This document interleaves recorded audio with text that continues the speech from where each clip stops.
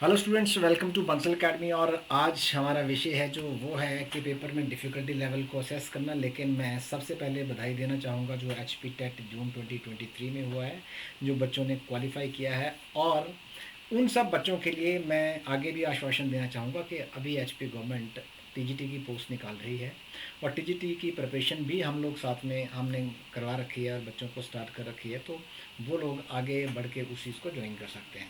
आज special guest हमारे साथ हमारे विनय सर हैं, और विनय सर के साथ आज हम डिस्कस यही करेंगे कि बच्चों का जो H P T G T commission का आने वाला एग्ज़ाम है उसमें अभी तो टाइम काफ़ी पड़ा है, तो बच्चे कैसे असेस करें। देखिए, कोचिंग वाले जो लोग हैं, हम लोग तो सालों से कोचिंग दे रहे हैं, तो हमें आइडिया है कि डिफ़िकल्टी के लेवल को कैसे असेस किया जाता है।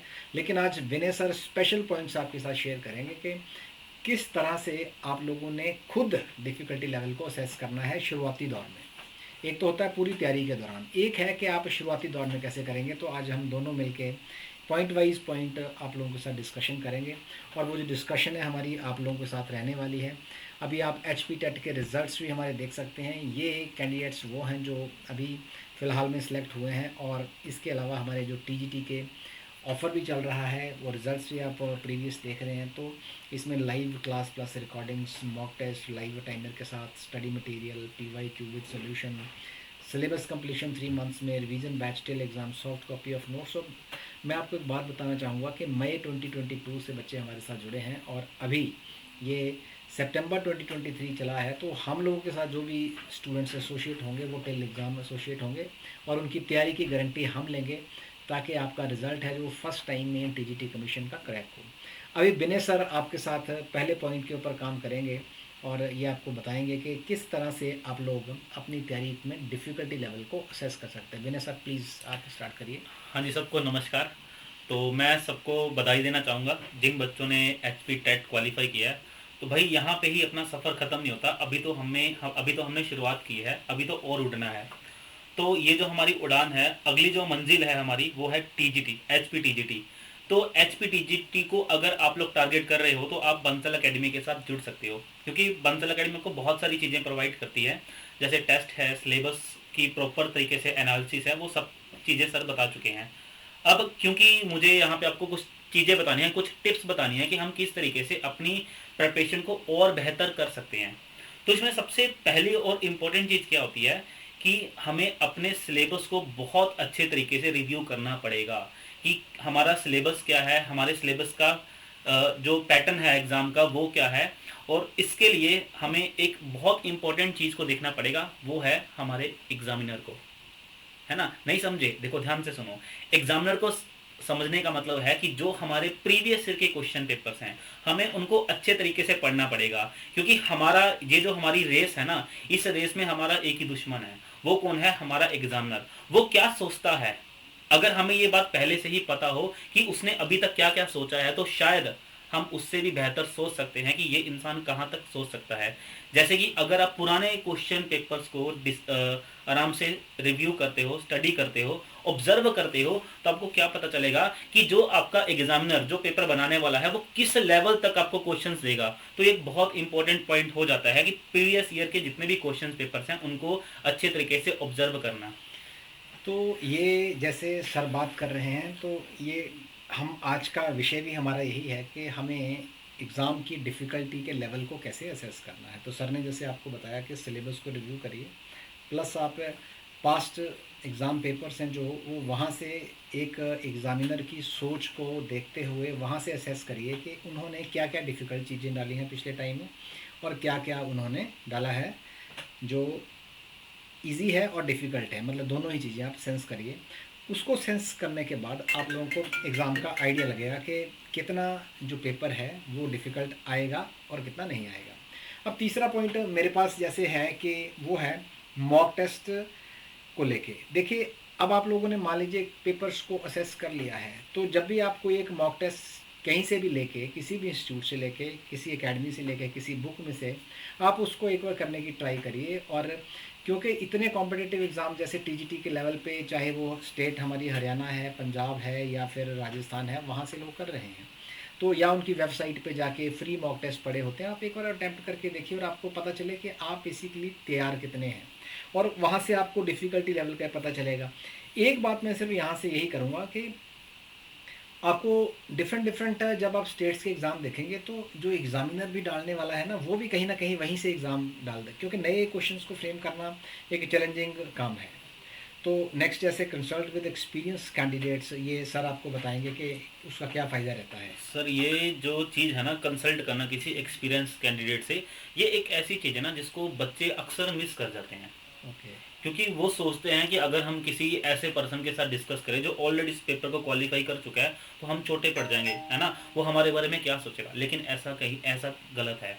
हमें हमेशा उस इंसान के साथ पेपर को डिस्कस करना होगा जो ऑलरेडी उस रास्ते पे चल चुका है। तो ये बहुत एक इंपॉर्टेंट पॉइंट होता है एक एक्सपीरियंस कैंडिडेट से बात करना इस बारे में, और वो हमें अच्छे तरीके से गाइड भी कर सकता है। ज़्यादातर सर ये भी कहना चाहते हैं कि देखिए, जैसे मैं अपना पर्सनल एग्जांपल लूँ, तो अगर मैं मान लीजिए किसी एग्ज़ाम की मैंने तैयारी स्टार्ट की है, तो हो सकता है हमारे आसपास में कोई हमारी एक रेडियस में, पर्टिकुलर रेडियस में वो इंसान मौजूद नहीं है।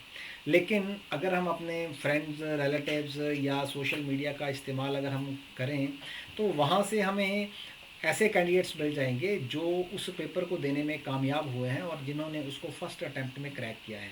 तो उनसे एक बार बात करिए, इंसाइट्स लीजिए उनसे कि पेपर उनकी क्या, अपने अपने एक्सपीरियंसेस थे और परसेप्शंस क्या क्या थी एग्ज़ाम की डिफ़िकल्टी को लेके। दूसरा, इस चीज़ का एक और एग्जांपल पैरेलली इसके अपोजिट चल सकता है कि आप लोग, जो लोग फेल हुए हैं, आप उनसे ही पूछ सकते हैं कि उन्होंने ऐसा क्या किया कि जिस कारण वो फेल हुए।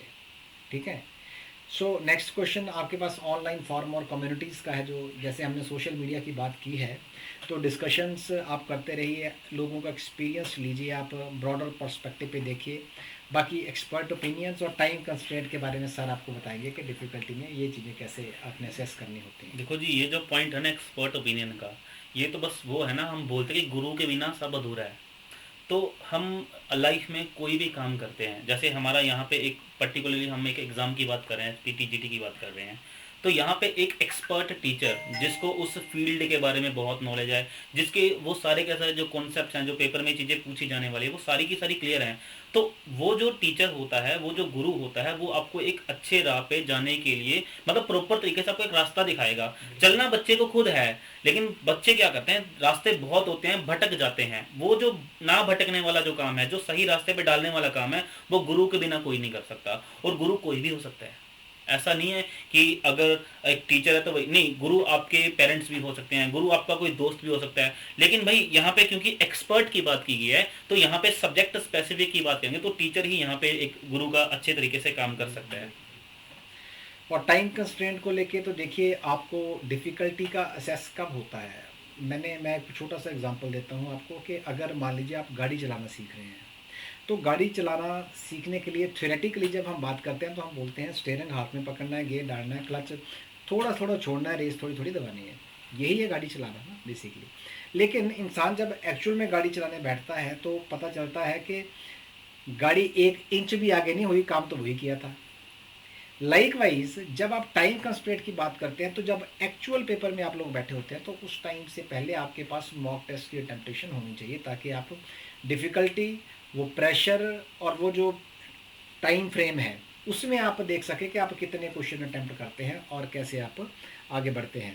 बाकी रही स्कोरिंग सिस्टम की बात, तो स्कोरिंग सिस्टम पे जब भी हम बात करेंगे तो आप भी देख सकें कि आपके दो पेपर हैं, पेपर पार्ट 1 होगा और पार्ट 2 होगा, तो आपने ये भी असेस करना है कि आपने अभी तैयारी के टाइम पे पार्ट 1 पे कितना ज़ोर लगाना है, पार्ट 2 पे कितना लगाना है। देखिए, अक्सर मैंने काफ़ी लोग देखे हैं जो पार्ट 2 पे ज़्यादा ज़ोर लगाते हैं, और पार्ट 1 जो 35% मार्क्स चाहिए टीजीटी में, तो उसमें वो कम फोकस करते हैं। लेकिन एक बात आप असेस करके चलिए कि जो रेगुलर चीज़ें आपने पूरी ज़िंदगी पढ़ी हैं, वो उसमें तो आप फिर भी अच्छा कर जाओगे, लेकिन जो फर्स्ट टाइम करनी है, जो आपको 35% मार्क्स चाहिए, उसको आपको बार बार रिवाइज करना पड़ेगा। इसका मतलब ये है कि आपको उसको टाइम देना है, तो अच्छे से टाइम दीजिए। बाकी सब्जेक्टिव ऑब्जेक्टिव के बारे में सर बात करें। सर आपने अभी गाड़ी चलाने की बात की थी, मुझे ना एक बड़ी अच्छी बात याद आई, सब्जेक्टिव और ऑब्जेक्टिव। जब हम गाड़ी चलाते ना, तो हमें ये चीज़ पता होनी चाहिए कि रेड लाइट और ग्रीन लाइट का उसमें यूज़ क्या है। रेड लाइट का मतलब है रुक जाओ, और ग्रीन लाइट का जो मतलब वो है भाई चलो। तो ऐसे ही हमारे जो एग्जाम्स होते हैं ना, इस अगर भाई हमारा जो एग्जाम है वो सब्जेक्टिव एग्जाम है, तो अगर हम वहाँ पे ऑब्जेक्टिव की बात करेंगे, ऑब्जेक्टिव क्वेश्चंस की बात करेंगे, तो कहीं ना कहीं पे वो रेड लाइट का काम करते हैं, वो हमें नहीं करने चाहिए। तो जैसे सर ने शुरू में बताया था ना, सिलेबस के बारे में अच्छी खासी नॉलेज होनी चाहिए, है ना। तो उससे एग्जाम का पैटर्न पता होगा, तो आपको ये चीज पता होनी चाहिए कि पेपर सब्जेक्टिव है या ऑब्जेक्टिव है। ये ना हो कि ऑब्जेक्टिव पेपर के चक्कर, मतलब पेपर ऑब्जेक्टिव है और आप सब्जेक्टिव के चक्कर में ऑब्जेक्टिव की तैयारी भी ना कर पाओ। एक बात हमेशा याद रखना, सब्जेक्टिव क्वेश्चन के अंदर एक क्वेश्चन आएगा 4 नंबर का, 5 नंबर का, 3 नंबर का हो सकता है, लेकिन उसमें एक ही टॉपिक कवर होता है। लेकिन जब ऑब्जेक्टिव क्वेश्चन की बात आती है ना, तो 1 नंबर का क्वेश्चन भी 4 4 टॉपिक्स को कवर करता है, क्योंकि उसके अंदर 4 ऑप्शन अलग अलग होते हैं। तो ये बहुत इंपॉर्टेंट पॉइंट है। और इसी से देखिए आपको डिफ़िकल्टी प्रोग्रेशन के बारे में पता चलता है। जैसे सर ने बहुत ही बारीकी वाली बात बताई है कि एक question 4 options, it's a great thing कि मतलब हमें नोटिस करनी चाहिए। और बाकी बेंचमार्क करना है तो आप बेंचमार्क करने के लिए जितने भी स्टैंडर्ड एग्ज़ाम्स हैं उतने उसके क्वेश्चंस को आप कंपैरिजन कर सकते हैं, उसके पेपर्स का कर सकते हैं, और आप एक रिलेटिव असेसमेंट कर सकते हैं कि डिफ़िकल्टी क्या रहेगी। और सेल्फ असेसमेंट के लिए तो हमने पहले भी आपको बताया कि आप लोगों को मॉक टेस्ट ज़्यादा से ज़्यादा क्या करने हैं, डिस्कस करने हैं, अटैम्प्ट करने हैं, टाइम फ्रेम में रह के करने हैं। तो वो आपने काम तो करने ही करने हैं, और उसमें चैलेंजेस को नोट डाउन करना है और अपनी वीकनेसेस को नोट डाउन करना है, ताकि आपको पता चले समय रहते पेपर से पहले और तैयारी का टाइम रहते कि आपने क्या करना है। तो आप लास्ट पॉइंट हमारा अडेप्टिव लर्निंग है, तो अडेप्टिव लर्निंग में यही कहना चाहते हैं हम, एक तो सीबीटी बेस्ड पेपर आएगा, तो आपको उसकी प्रैक्टिस वैसे वैसे करनी है। तो आजकल बहुत ज़्यादा ऐप्स हैं, बंसल अकेडमी की टेक ऐप है, बंसल अकेडमी है, उस पर भी आप लोग लाइव टाइमर के साथ प्रैक्टिस कर सकते हैं क्वेश्चंस की। तो बंसल अकेडमी आपके लिए लेके काफ़ी कुछ लेके आ रही है जो आपकी हेल्प जिसमें हम कर सकते हैं। तो ये देखिए कि इस पूरे सेशन में जैसे ये टीजीटी का है, तो इसमें ये हमारे शाइनिंग स्टार्स हैं जो पहले सेलेक्ट हुए हैं, नोट्स हैं हमारे जो आप देख सकते हैं। ये हमारी टेक ऐप है जो बंसल अकेडमी की है, इसमें practice test, updated study material, real time progress tracking, mock test with live timer, ये आपको सारा कुछ मिलेगा। आप इसको डाउनलोड कर लीजिए, फ्री टेस्ट, फ्री असेसमेंट इसमें आपको मिल जाएगी। और कोई भी डाउट है तो आप हमारे नंबर, इन गिवन नंबर्स पे हमारे साथ कांटेक्ट कर सकते हैं। और आज का वीडियो हमने जस्ट सर आए हुए थे तो मैंने सोचा था कि सर के साथ मुलाकात करवा के आपकी, और आपको सिर्फ इतना है कि कुछ कहते हैं ना, गुरु का आशीर्वाद दिलवा दें। तो सर ने बताया है, सर कुछ शब्द आपके साथ शेयर करना चाहते हैं लास्ट में। देखो ये ठीक है, सर आए हुए थे, लेकिन सर को बुलाया भी गया था। उसके पीछे रीज़न क्या था? रीज़न ये था कि मतलब ऐसा होता ना कि जैसे कभी कभी जैसे बहुत सारे स्टूडेंट हैं जो अभी हमारे साथ लाइव जुड़े हुए हैं, तो थोड़ा सा उनका भी हौसला